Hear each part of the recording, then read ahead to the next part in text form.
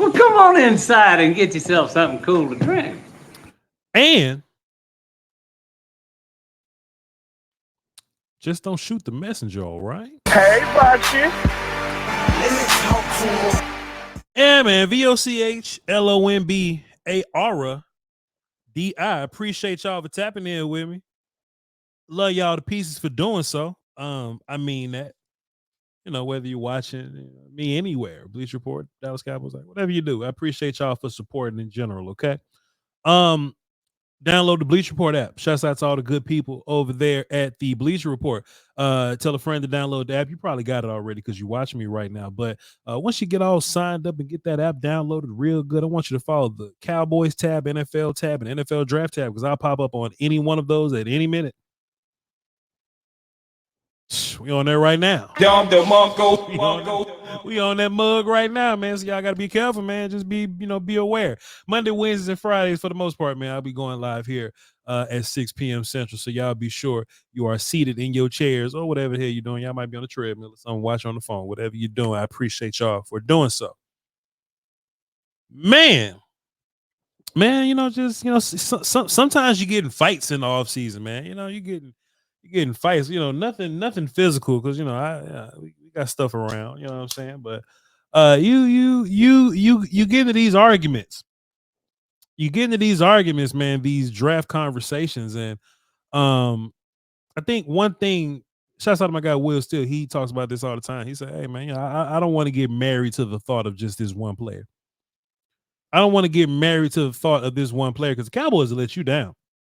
Man, if you got a favorite dude in any round, this ain't just a first round conversation. This is this conversation extends into many more layers there. But round 1, 2, 3, 7, the undrafted kids, we all got guys that we like at certain spots. And if you go over in Cowboy land, what's your mock draft look like? Oh man, I'm trying to get Ted McMillan in round 1. I'm trying to get Caleb Johnson in round 2 to come play running back for me. That's cool. Nothing wrong with that. That's a damn good list. If you go over there and listen to, I don't know, like the Raiders or something, they'll love to have Ted McMillan and Caleb Johnson. You know what I'm saying? And the problem is a lot of these people draft before you, which is why tank is important. They're not going to tank. They're playing. They want to win as many football games as they possibly can for their culture, and their coach is about to get fired in 3 weeks. Did you hear what I said? But at the end of the day, they want to win those games. The fans want the best possible draft pick. And I think the players should want the best possible draft pick because, you know what I'm saying, that's a better teammate for them. But whatever. Could have had Ashton Genty as a teammate, but hey, whoever we get, man, it's cool. The Eagles don't necessarily have this problem because the Eagles don't discuss roster building from a perspective of lack. Man, come on, Elijah. Did you hear what I said? They don't discuss roster building in terms of lack. What they do is that they find any little weakness on their roster and they'll fine tune it. So Eagles fans going into this draft saying, especially them drafted at 32, Eagles fans are saying, hey man, whatever we end up doing, whoever we end up drafting, cool. Take the best player. It doesn't make a difference to me. Cowboy fans don't have that same luxury. Cowboy fans, when we should be arguing with Jerry Wayne Jones and them, and I've said this in their building on their microphones in their platform, in their studio. I'll talk about Jerry and them purposely walking into the draft. Wait, they'll purposely walk into the draft needing shit. You know what I'm saying? They need. Man, they'll walk into the draft needing some. I'm just like, all right, man, that ain't what the other teams do. Why is this important, right? Because if you look at the contenders, you look at the Buffaloes, you look at the Philadelphia characters or whatever, even San Francisco to an extent when they were at their glory days, they got a full ass roster in February. They roster full in February. Then they'll make some free agent acquisitions. They'll re-sign their own guys, of course. And then they'll go into the draft, taking anybody. The Cowboys will purposefully walk into the draft knowing Jalen Tolbert wide receiver 2 with a smile on their face. Oh, Jalen Tolbert. The Cowboys will walk into the draft with Mozzie Smith as one tech, as the first chair. He's the first one tech on the field. We go, damn, hey, Mozzie, hey, look.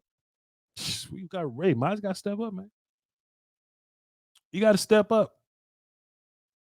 Our corners is hurt. Caitlin Carson probably got to play. You know what I'm saying? He ain't ready for Caitlin Carson. It'd be cool if Caitlin Carson was better than what he was, but hey, we don't know. We don't want to have to rely on Caitlin Carson. It's like DeRon Bland, right? Like you didn't draft DeRon Bland to rely on DeRon Bland. DeRon Bland got here better than people. You know so it's like your roster that you planned on building, you take DeRon Bland in day 3, now you got a +1. And that's the problem when you go into the draft with needs. You don't give yourself an opportunity for a +1. If you sign Will Hernandez to come and start at right guard for you, and you draft the right guard in the 6th round, right? You don't even think nothing of in the 6th round. And that dude becomes a dude, it's a +1 for you. You understand what I'm saying? But the Cowboys don't do that. They walk into the draft with all types of different holes to fill and just, hey, here's what it is. And listening to Brian Shottenhiemer talk about it a little bit is giving us a lot more evidence of that. I got some clips for y'all today. I'm just going to play a couple of them. We ain't doing nothing else. We just talking as a family. You know what I'm saying? We just kicking it. So when we go into these conversations, nobody's going to ask Sirianni this. But they asked Shottenheimer about adding players. Like yo, Shotty, you want to add some guys? You want to add some people just in case? You know what I'm saying? And you know what I mean? Shottenheimer answered it cool like a G, man. But the fact that he got to answer this question is ridiculous. Hey, man, you want to give us a rundown on your idea of adding players post free agency? Shottenheimer said this. Well, first and foremost, we're always looking to create competition. We're certainly not done, whether that remains in free agency over the next, couple weeks. It's false. No way. Not this time. We created it. Not this time. No, not this time. Jay-Z said, you can't sell me BS. I know the prices. You can't sell me BS. I know the prices. So when Schottenheimer comes out and says, we're not done, in terms of pre-draft, your ass is done. You definitely done pre-draft. I mean, we'll see you when we get to the draft, but as far as pre-draft, like bringing free agency in so that you can, you're good, you're done.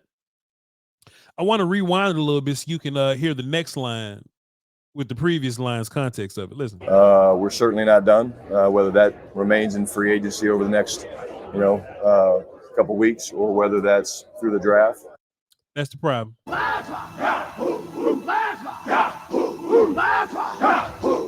See, you're adding players in the draft. Everybody's doing it. Did you hear what I said? Adding players in the draft don't make you special. They invite all 32 teams to the draft party. And they let everybody get picks. Everybody. Some people get extra picks. They call them compensatory picks to compensate for the people that you lost on your roster. Some people get more picks. And if you hired a black coordinator that got a job somewhere, boy, you got even more picks. They let everybody play in the draft. You shouldn't talk about the draft, player acquisition in the draft like that make you special. They let everybody do that. I'll keep listening though. A couple weeks or whether that's through the draft. We really wanted to attack the front, on both sides of the line of scrimmage. I'm really excited about what we did on the defensive side of the ball up front. What you mean? What you mean, Schottenheimer? Yeah, y'all know I like to ask questions. You know what I mean? I like to ask. What you mean? So that's through the draft. We really wanted to attack the front, on both sides of the line of scrimmage. I'm really excited about what we did on the defensive side of the. He want to attack the front on both sides of the line of scrimmage. On both sides of the line of scrimmage. We really wanted to attack the front, on both sides of the line of scrimmage. I'm really excited about what we did on the defensive side of the ball up front. Getting guys like Solomon Thomas, Peyton Turner, to get Dante to come back. Those are guys that give us an edge to play on the edge. The more I learn about Solomon, I met him a couple years ago at Dak's event.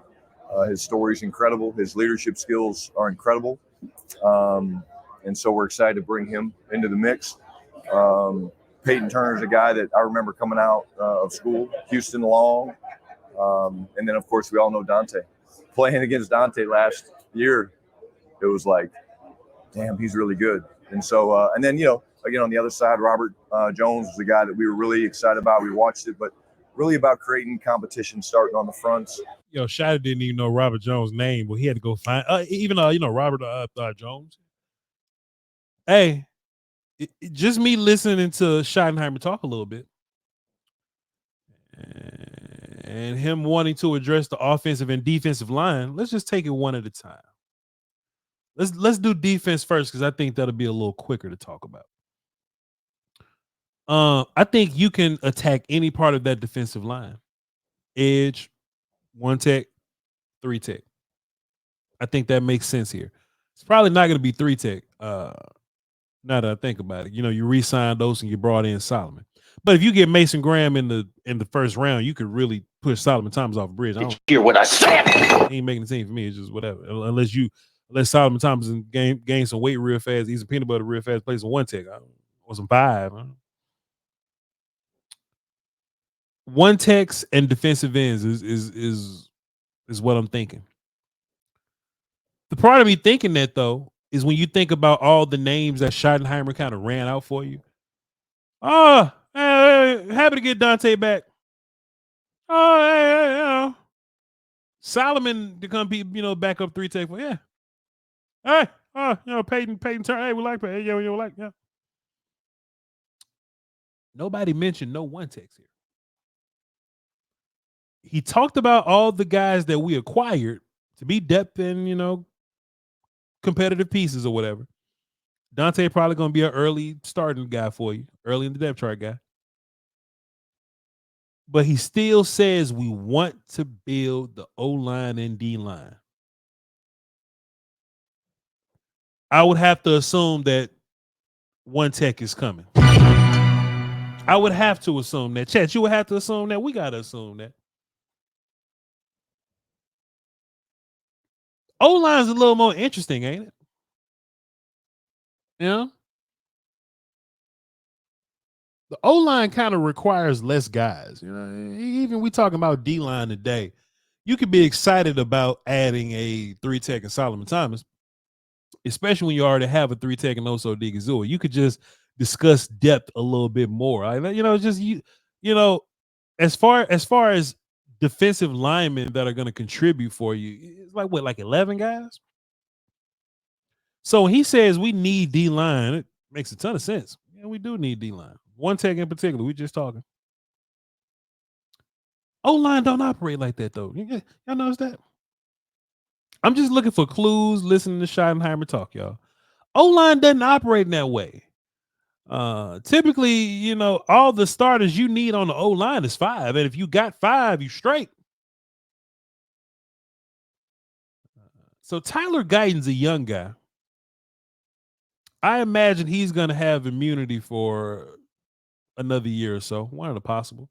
If he has a better year this year than last year, he'll buy himself another year. If he goes out there terrible, we'll be looking for tackle next week. I'll be talking again.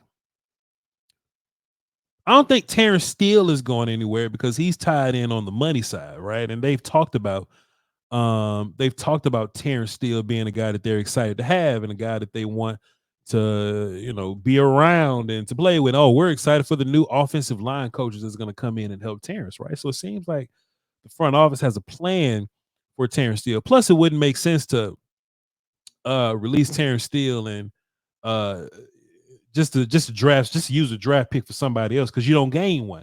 That goes back to the +1 conversation we had, right? You go back to even. You might even get a little better than Terrence, but in terms of using draft picks as capital to build your team, there's no +1. You just lose that one, right? BB's going to be here, and I think everybody feels confident. I think BB's the second offensive lineman that we have the most confidence in. Tyler Smith is going to be the first one. So, man, we got Tyler Smith and Guyton that ain't going nowhere. BB, that might be your second best guy, and Terrence, who ain't going nowhere. That's 4 out of 5 guys on your offensive line that you relatively feel good about. And Schottenheimer, that's 80%. And Schottenheimer still comes out and tells you, hey, we want to build through the O-line and the D-line. He said O-line first. I said all that to say is I don't think they're as confident in Brock as the rest of y'all are. I was about to say us, man, because y'all know I've been trying to get a right guard in. I stay trying to get a right guard up here. Y'all like Brock a little more than me. That's cool. I'm just looking for any kind of clues and hints that'll give me a heads up going into draft week. Now, look, this ain't even to say that they're going to draft the offensive lineman in round 1. This ain't to say that. Round 2, we can talk. Round 3, we could talk. Round 4, we ain't got no picks. And if you got to go way to round 5, you might as well just keep Hoffman. So if I had to guess in day 1 or 2, rounds 1, 2, or 3, I expect some right guard stuff to happen. That's the part that made me smile, though. You know what I'm saying? Like, yeah, man, we're going to get right guard and 1 tech help so far. That's cool. That's all right. Man, Schottenheimer kept talking, man. He kept asking him questions. And that's okay. That's what he's here for. You know, he just talked about O-line a little differently. Like, he ain't say, oh, yeah, man, we need TJ Bass to get right. You know, he ain't say, you know, oh, yeah, Austin Richards needs to. Hell yeah, Austin Richards needs to. He ain't say none of that, man. He ain't say nothing like that. Y'all listen to what he said about wide receiver, though. I believe it was Clarence Hill. It was Clarence Hill to ask me. He said, hey, man, you doing a lot of, you know, bing, bop, boom, boom, boom, bop, bamming. You know what I'm saying? Clarence ain't say that, but I said it because that's what I thought he said. But Clarence was basically like, hey, man, what's y'all plan for wide receiver 2? Like, we know CD straight and all that, but what's y'all plan for wide receiver 2? If your computer chair or treadmill has a seatbelt on it, now's the time to put that mug on. Did you hear what I said? Schottenheimer said this. Again, CD's an incredible player. Sure. Always looking to add depth at that room. Yep. Again, really proud of Jalen Tolbert. I've talked about him from the time we started talking about it 2 years ago when he was improving to now we talk about him as the leading receiver, touchdown-wise on our team. How trash are we that Jalen Tolbert's leading us in receiving in touchdowns? How trash are we?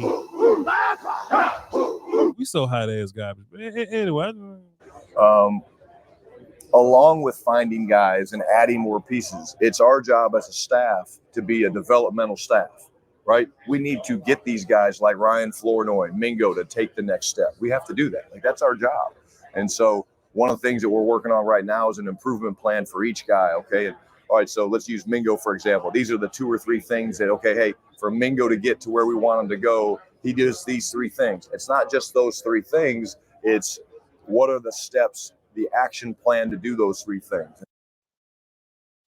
Now, he's not wrong. Schottenheimer is not incorrect at all. Because just like you want to develop the top 20-something guys on your roster, you want to develop the bottom, 30 to 53. You want to develop all your guys. So he's not wrong. And you kind of want all you guys to be great. Even your wide receiver 5 in case of emergency and he got to come in, of course, I think we're all rooting for Flournoy to be good so that we can look at him. Oh, man, we got 5 receivers that can play. We got 5 receivers that can play. Well, of course. He's not wrong that you got to make your depth a little better. We might have to go 5 receiver sets sometimes. You don't want to play find a scrub like that. You want to be able to have everybody come out and play in some of these 10 personnel or empty sets. But when they asked him about building the roster going into the draft, he said O-line, he said D-line, which scares me a little bit because Michael Williams fall under the D-line conversation, but it's all right. He said O-line, he said D-line. And when we talked about O-line and D-line, you know who he didn't talk about? He ain't talk about Mozzie stepping up. I think he's talking about getting a dude up in here. He ain't talking about Awesome Riches coming to play right guard for us competing with Hoffman. He ain't talking about those guys. He say, hey, man, we got to be better at offense. We're going to build offensive line. Brian, what you think about your receiver room, man? I really want Tolbert, Mingo, and Florino to be a little better. I hope that ain't all the way the case. I hope that's just some chum in the water, and we eventually get back to going to go find some top tier wide receiver help. Hopefully, we'll get what we asked for. You know what I'm saying? But and look, just to be clear, I would love us to draft Ted McMillan or Matthew Golden. You know, one of those guys. I'll take a Buka, sure. I'd rather those two guys than the next two guys, but yeah, I would love to have a playmaker on offense. I'm just letting you know what the hell Schottenheimer said. I'm just a dude with a camera and microphone. He's the damn head coach. So we'll just keep an eye on that. Hey, man, the draft right around the corner, dog. We got like, 25 days? So I'll be keeping y'all updated on everything. We'll be talking and reacting and coming on here doing cool little shows Monday, Wednesdays, and Fridays. Y'all download the Bleach Report app. I love y'all to pieces. Follow me at VOCHLONBARDI on all platforms, especially my YouTube. I'm going to do a live stream like Friday or something, talk about this a little more at a little more depth, all right? Y'all hold down with the Doski Woski and the Peaski Whiskey. Until next time, all right? Love y'all. Salute.